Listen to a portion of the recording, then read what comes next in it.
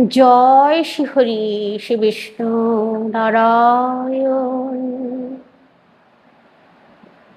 আজকের বিষয়টা খুব ভালো, সঙ্গে থাকুন, আপনাদের খুব ভালো লাগবে, আপনাদের মনোনীত হবে। দেখুন, ভাদ্র মাস হচ্ছে মা লক্ষ্মী মাস, আর তাই ভাদ্র মাসে অবশ্যই এই বৃহস্পতিবার দিনগুলোয় নিরামিষ খেতে হয়। কখনো ভুলেও গৃহে আমিষ জাতীয় কোনো জিনিস আনতে নেই, এমনকি নেশার দ্রব্য সেগুলো এই বৃহস্পতিবার দিন গ্রহণ করতে নেই। এই বৃহস্পতিবার দিন আপনারা আপনাদের গৃহে যদি মা লক্ষ্মী এবং নারায়ণের সামনে এই একটি জিনিসের কথা বলছি রাখবেন, তারপর ভগবানের উদ্দেশ্যে, লক্ষ্মী নারায়ণের উদ্দেশ্যে এই মন্ত্রটা বলুন। নারায়ণং নমস্কৃত্যং নরং চৈব নরোত্তমঃ দেবীং সরস্বত্যং চর তত জয়মুদীরয়ত। বন্দে বিষ্ণুপ্রিয়া দেবীং দারিদ্র দুঃখ নাশিনীং ক্ষীরোদপান্তিং কেশবকান্তাং বিষ্ণুর বক্ষ বিলাসিনম।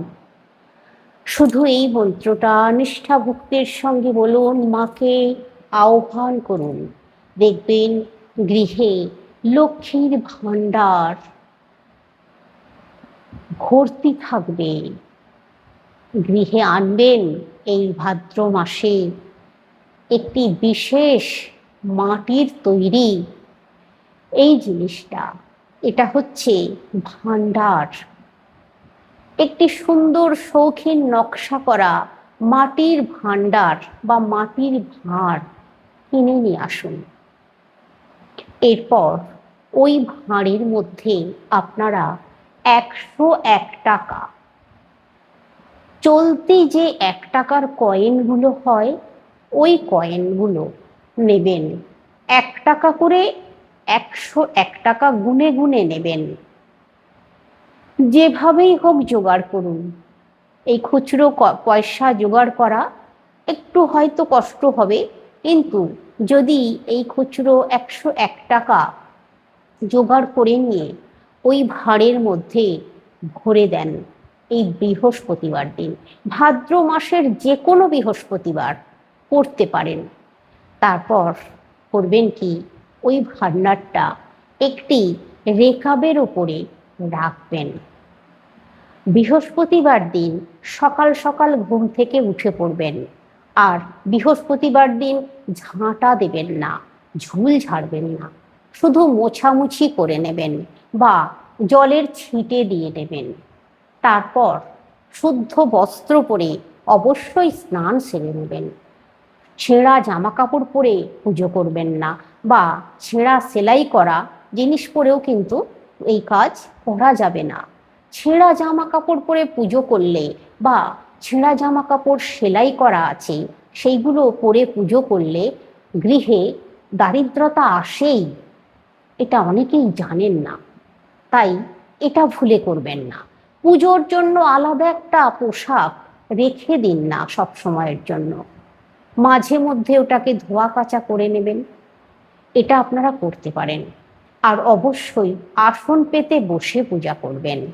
এবার আপনাদেরকে বলি, বৃহস্পতিবার দিন আরও কটা জিনিস লাগবে, সেইগুলোকেও জোগাড় করে নিয়ে আসবেন। তারপর এই কাজটা করবেন। প্রথমে যে মন্ত্রটা বললাম অবশ্যই বলবেন। দেখুন, কিছু পেতে গেলে আমাদেরকে কষ্ট করতে হয়।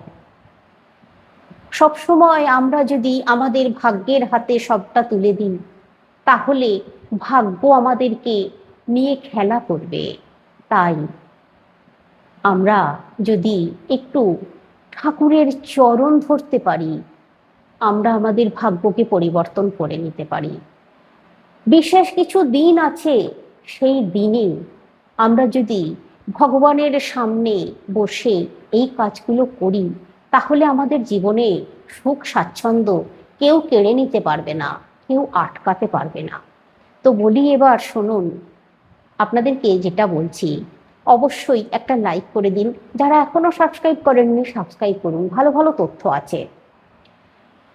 দেখুন, এবার আপনারা কিছু জিনিস বলতে একটি মাটির প্রদীপ অথবা পিতলের প্রদীপ, তাতে দুটি সলতে পরাবেন। অবশ্যই যদি ঘি থাকে তাহলে ঘিয়ের প্রদীপ, না হলে সর্ষের তেলের প্রদীপ। একটি বাটিতে, পিতলের বাটিতে একটু সিঁদুর তেল বা ঘি দিয়ে গুলে নেবেন। হাতের কাছে ফুল নিয়ে নেবেন। কিছু প্রসাদ, সন্দেশ হোক, বাতাসা হোক, নকুল দানা হোক, আপনারা নিয়ে নেবেন। আর যদি এই একটা দিন, বৃহস্পতিবার দিন ভাদ্র মাসে, শ্রীফল নারকেল আনতে পারেন, অবশ্যই আনুন। নারকেল কুড়ে নেবেন। কুড়ে ওই নারকেলে একটু চিনি মাখাবেন। পোড়া নারকেলটায় একটা রেকাবের ওপরে সুন্দর করে রাখুন, বেশ একটু চূড়া মতো করে রাখুন। মাথায় একটু সন্দেশ অথবা একটা নকুল দানা অথবা একটা বাতাসা দিয়ে দিন। দিয়ে লক্ষ্মী নারায়ণেরকে ভোগ নিবেদন করুন। তারপর প্রদীপ প্রজ্বলিত করে দিন, 5টি ধূপকাঠি প্রজ্বলিত করে দিন। এরপর আপনারা বাবু হয়ে বসবেন। ওই যে লক্ষ্মীর ভাঁড় বা ভাণ্ডার কিনে নিয়ে এসেছেন, ওর মধ্যে পয়সা ভরেছেন একটা একটা করে। এই পয়সাগুলোকে আপনারা প্রথমেই ভরে দেবেন না। এই টাকার কয়েনগুলোকে আপনারা প্রথমে একটা বাটিতে করে, কাঁসার বাটিতে করে ঠাকুরের সামনে রাখুন। রেখে পুজো করুন। ওতে গঙ্গা জলের ছিটে দিন, একটু অগুরুর ছিটে দিন, একটু চন্দনের ছিটে দিয়ে দিন। মায়ের চরণে ফুল দেওয়ার সময় ওই মানে কয়েনগুলোর ওপরেও কিছু ফুল ঝুড়ো করে ছিটিয়ে দিন। এইভাবে মায়ের চরণের সামনে রেখে পুজো করে নিন। এবার আপনারা ওই কয়েনগুলো পুজো হয়ে যাবার পর, শঙ্খধ্বনি হয়ে যাবার পর, আর অবশ্যই প্রথমে যে মন্ত্রটা বললাম, যদি পারেন 3 বার পাঠ করবেন। অবশ্যই মা লক্ষ্মীর ব্রত কথা বা পাঁচালি পাঠ করবেন, মায়ের কৃপা লাভ করবেন। কোথায় আছো গো মাতা লক্ষ্মী দয়াবতী, কাতরে তোমারও পায় করি গো মিনতি। একে তো অবলা মোরা, তাতে ভক্তিহীন, বিদ্যা বুদ্ধি অতি দীন, সদা অতি ক্ষীণ। না জানি করিতে স্তুতি, না জানি পূজন, কেমনে করিব মোরা তব বা তোমারে আবাহন। এইভাবে যে পাঁচালি বা লক্ষ্মী ব্রত কথা আছে, আপনারা বই দেখে সুন্দর করে এক মনে এক চিত্তে যদি পাঠ করতে পারেন, মা লক্ষ্মী দেবী এবং নারায়ণের অশেষ কৃপা লাভ করবেন। এবার আপনারা ওই টাকার কয়েনগুলোকে একটা একটা করে শ্রিং শ্রিং শ্রিং শ্রিং শ্রিং বলুন, আর একটা করে ওই ভাঁড়ের মধ্যে ফেলতে থাকুন। শ্রিংটা মনে মনে উচ্চারণ করুন, মনে মনে উচ্চারণ করুন, আর ভাঁড়ের মধ্যে ওই একটা করে কয়েন ফেলতে থাকুন। 101টা কয়েন ওই ভাঁড়ের মধ্যে ফেলে দিন। এবার ওই ভাণ্ডারটা আপনারা আপনাদের ঠাকুরের স্থানে যেদিকটা উত্তর দিক, সেই উত্তর দিকে বসিয়ে রাখুন। উত্তর দিকে একটু ওপর হাত করে তাকের ওপরে বসিয়ে রাখুন। বা আপনার যদি সেই ব্যবস্থা না থাকে, যদি সিংহাসন আছে, সিংহাসনের মাথার উপরেও আপনারা উত্তর দিকে রাখতে পারেন। বা সিংহাসনের ভেতরে যদি জায়গা থাকে মা লক্ষ্মীর সামনে, সব থেকে ভালো হয়, সেখানেও রাখতে পারেন। আর যদি না থাকে এরকম ব্যবস্থা, তাহলে একটা অন্তত পিঁড়ির ওপরে বসিয়ে রাখুন, সরাসরি মেঝের ওপরে রাখবেন না।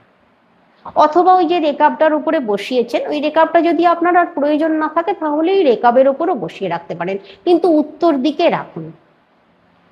এইভাবে যদি এই কাজটা করতে পারেন, ভাদ্র মাস মা লক্ষ্মীর মাস, তো এই কাজটা করলে দেখবেন আপনার গৃহে অর্থ আকর্ষিত হবে। মানে আপনি যেটা কাজ করছিলেন, কাজের সঠিক পারিশ্রমিক পাচ্ছিলেন না, তারপর মানে উন্নতি দেখতে পাচ্ছিলেন না, এবার কিন্তু সেই উন্নতির পথ আপনার খুলে যাবে। দেখবেন আমার কথা মেলান আপনারা, এটা করুন, এটা তো করতে কোনো অসুবিধা নেই। একটা ভান্ডার ছোটই হোক বড়ই হোক, ছোট কিনলেও তো হবে, 101টা কয়েন ধরবে, সেই রকম মতো একটা ভান্ডার কিনে নিয়ে আসুন, তাহলেই হবে। এইভাবে আপনারা রেখে দিন।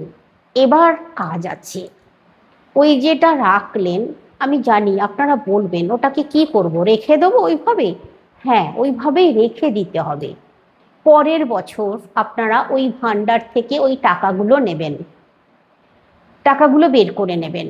যদি ভান্ডারটাকে ভাঙতে হয় তাহলে ভাঙবেন, আর যদি মনে হয় একটু বেশি পরিমাণে ফুটো করে ফাঁকা করে নিয়ে বের করে নিতে পারেন, যদি বের করে নেওয়া সম্ভব হয় বের করে নেবেন।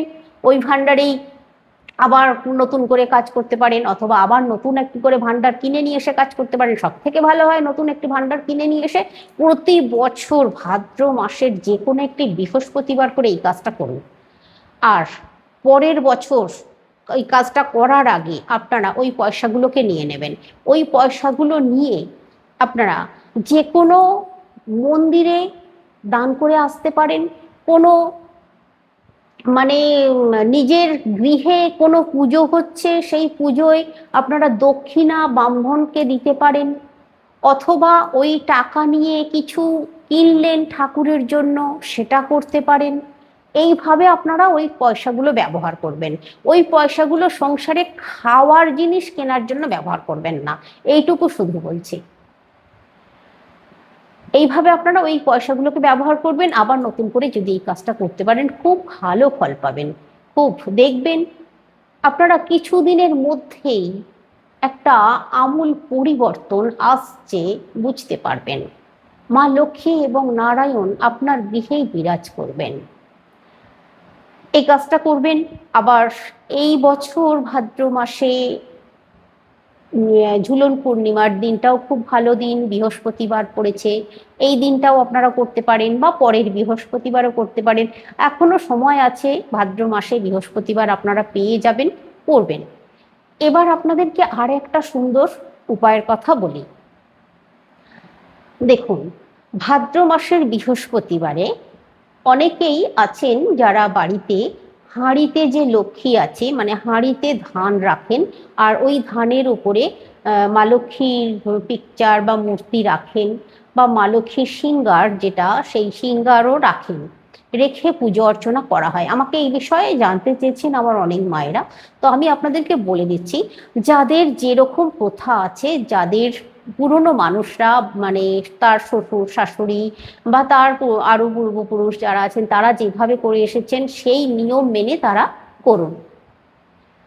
তবে যারা নতুন করে করতে চাইছেন তারা এইভাবে করতে পারেন, আমি বলে দিচ্ছি। দেখুন, ভাদ্র মাসের শুক্লপক্ষের বৃহস্পতিবারে এই লক্ষ্মী পুজোটা করলে বেশি ভালো শুভ ফল পাওয়া যায়। কৃষ্ণপক্ষে না করাই ভালো, শুক্লপক্ষের বৃহস্পতিবারে করলে ভালো। শুক্লপক্ষের একটা বৃহস্পতিবারে আপনারা করবেন কি, একটি হাঁড়ি কিনে নিয়ে আসবেন। মাটির হাঁড়ি, ছোট হাঁড়ি হলেও চলবে, কোনো অসুবিধা নেই। মাটির হাঁড়ি, হাঁড়িতে চাপা থাকবে, যেন সরা একটা চাপা পড়বে সেই রকম একটা আপনাদেরকে পাত্র নিতে হবে মাটির। এই দুটো জিনিস কিনে নিয়ে আসবেন। এবার ধানটা আপনারা কমপক্ষে ওই হাঁড়িতে যতটা পরিমাণ ধান ধরবে সেই ততটা পরিমাণ ধান নিতে হবে। মানে অন্ততপক্ষে মানে কানা পর্যন্ত ধানটা নিতে হবে আপনাদেরকে, একটু ভর্তি ভর্তি মতো, সেই পরিমাণ মতো ধান নিয়ে নিন, এখানে মাপের কোনো ব্যাপার নেই। তো ওই পরিমাণ ধান নিয়ে নেবেন। ধান নেওয়ার পরে ওই ধানটা ওই হাঁড়ির মধ্যে ঢেলে দেবেন। ধানটা হাঁড়ির মধ্যে ঢেলে দেবেন, ওর মধ্যে দিয়ে দেবেন কড়ি, 5টি কড়ি, একটি সিঁদুর কৌটো বা একটি সিঁদুরের পাতা পাওয়া যায়, সিঁদুর পাতাও দিতে পারেন, শাঁখা কর নোয়া, মায়ের সিংগার এগুলোকে বলা হয়, মায়ের সাজ, শাঁখা কর নোয়া সমস্ত জিনিস আপনারা দশকর্মার দোকানে পেয়ে যাবেন। শাঁখা কর নোয়া বলবেন, একটি সিঁদুরের পাতা নেবেন, কড়ি নেবেন অবশ্যই, কিন্তু এই 5টি কড়ি নিতে হবে, 5টি কড়ি, একটি সিঁদুরের পাতা, শাঁখা কর নোয়া, এই জিনিস শুধু ওই ধানের উপরে দিয়ে দেবেন, আর কিছু লাগবে না। ধানের উপরে দিয়ে আপনারা যদি একটা মা লক্ষ্মীর ছোট্ট পিকচার পান, সেটাও ওই ওর উপরে, ধানের উপরে দিতে পারেন। আর সেটা দেবার দরকার নেই, মায়ের ওই সাজটুকু দিলেই হবে। এই সমস্ত জিনিস মায়ের সমস্ত জিনিস ওই হাঁড়ির মধ্যে দিন, দিয়ে হাঁড়ির মুখটা একটু চাপা দিন। চাপাটা একটু হালকা করে দেবেন, চাপাটা যেন সামান্য একটু ফাঁকা থাকে, সেইভাবে চাপাটা দেবেন। ওইভাবে চাপাটা দেবার পর আপনারা একটা পিঁড়ির ওপরে বা একটা আসনের ওপরে ওই হাঁড়িটাকে বসাবেন। হাঁড়িটাকে বসিয়ে আপনাদের যেখানে দেবতার স্থান আছে সেইখানে মা লক্ষ্মীর কাছে বসাবেন। বসিয়ে আপনারা যেমনভাবে পুজো করেন সেইভাবে পুজো করে নেবেন। এখানে আপনাদেরকে আমি ছোট্ট করে একটু পুজোর মন্ত্র বলে দিচ্ছি, এই মন্ত্রগুলো বলতে পারেন। নমো পাশাক্য মালিকাং ভুজো শ্রীনিভেশম্য সোমায় পদ্মশানাস্তং ধায়চ্চ শিয়ং তৈলোক্য মাতরম গৌরবর্ণাং স্বরূপাঞ্চ সর্বলঙ্কার ভূষিতাম রুগ্ম পদ ব্যগ্রকরাং বরদাং দক্ষিণেনত। জপ করে নেবেন মায়ের। তারপর একটি ফুল সুন্দর করে চন্দন লাগিয়ে ওই হাঁড়ির উপরে, হাঁড়ির ঢাকাটাকে একটু সরিয়ে ওর মধ্যে দিয়ে দিন। নমো শ্রী লক্ষ্মী দেব্যই নমো, নমো শ্রী লক্ষ্মী দেব্যই নমো 3 বার বলুন আর দিয়ে দিন।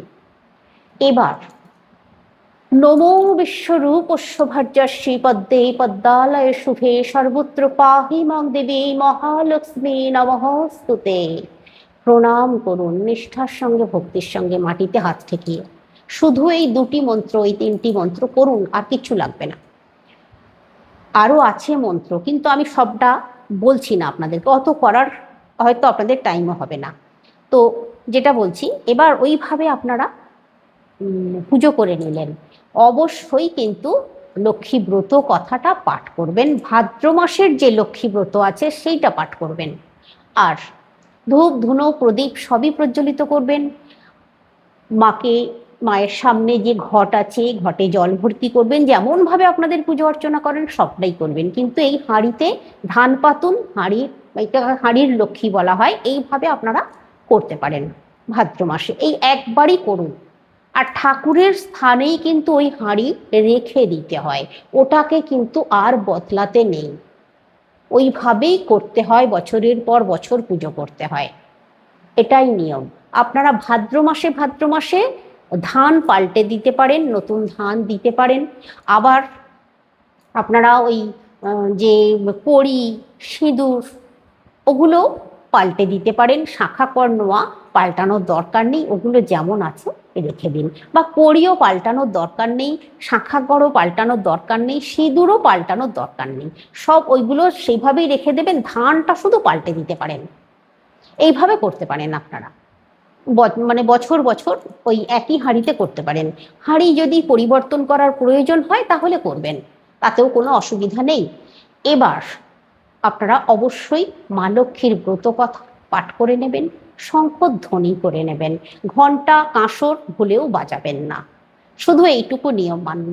আর অবশ্যই তুলসী তলায় একটি প্রদীপ প্রজ্বলিত করে দেবেন, ধূপ দেখিয়ে দেবেন, তুলসী মাতাকেও জল অর্পণ করে দেবেন।